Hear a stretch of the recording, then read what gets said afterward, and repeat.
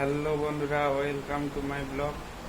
বন্ধুরা, আজকে আমি একটা স্টোরির মাধ্যমে দিয়ে আজকের ব্লগটা শুরু করব। স্টোরিটা হলো বেখেয়াল বা ভুলে যাওয়া।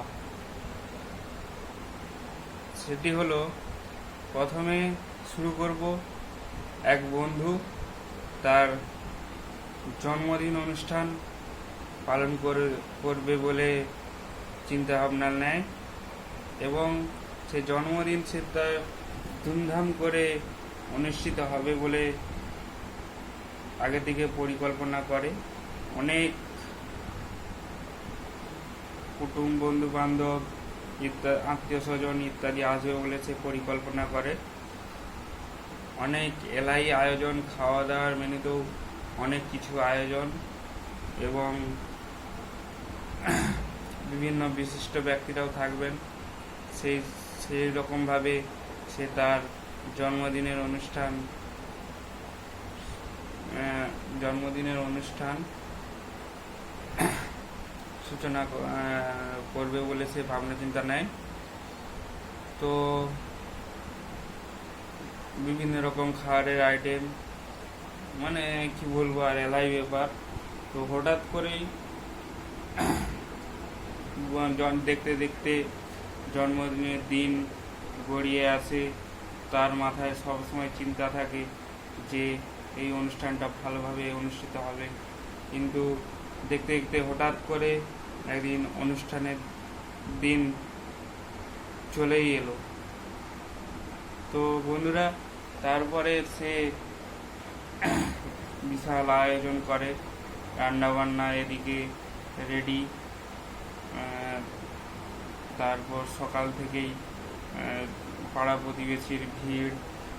তো আরেকটা কথা, সে মেন কথা হচ্ছে কি, সে তার সকাল থেকে ভাবছে যে বন্ধুরা কখন আসবে, কিন্তু সকাল থেকে সবাইকে সকাল 8টার সময় আসতে বলা হয়েছিল, কিন্তু দেখতে দেখতে ঘড়ির কাঁটায় 8টা থেকে 9টা, 9টা থেকে 9:30, 9:30 থেকে 10টা, এরকম করে ক্রমশ ঘড়ির কাঁটা এগিয়ে যাচ্ছে।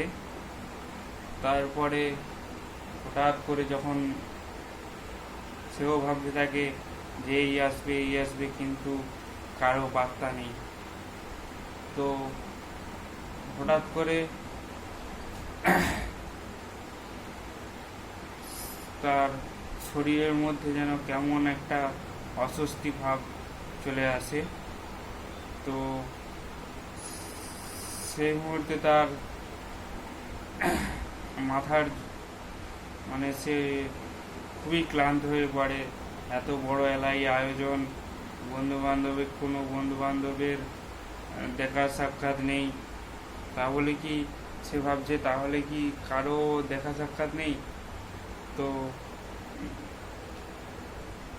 তার ধীরে ধীরে অসুস্থ হতে থাকে শরীর, কিন্তু সে অসুস্থতার জোরে সে তার বিছানায় শুয়ে পড়ে এবং প্রচুর ক্লান্ত বোধ করে।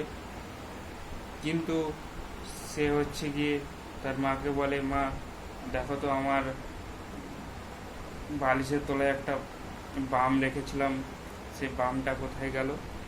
তখন সে বালিশের তলা থেকে বাম বার করতে গিয়ে দেখে না, সেখানে সব কাঠগুলি, তার বিভিন্ন ডিজাইনের কাঠগুলি তার বালিশের তলায় রাখা রয়েছে। তখনই সে আরও ভেঙে পড়ে যে আমি তো সবাইকে বলতেই ভুলে গেছি, তাহলে তারা আসবে কি করে। তো বন্ধুরা, এই হলো আজকের ব্লগ।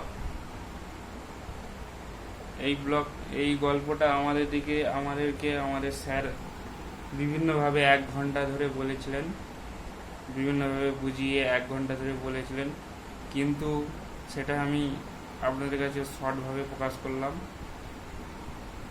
তো ভিডিওটা ভালো লাগলে অবশ্যই লাইক, কমেন্ট, শেয়ার এবং সাবস্ক্রাইব করতে ভুলবেন না। আসছি পরের ভিডিও নিয়ে, সবাই ভালো থাকবেন।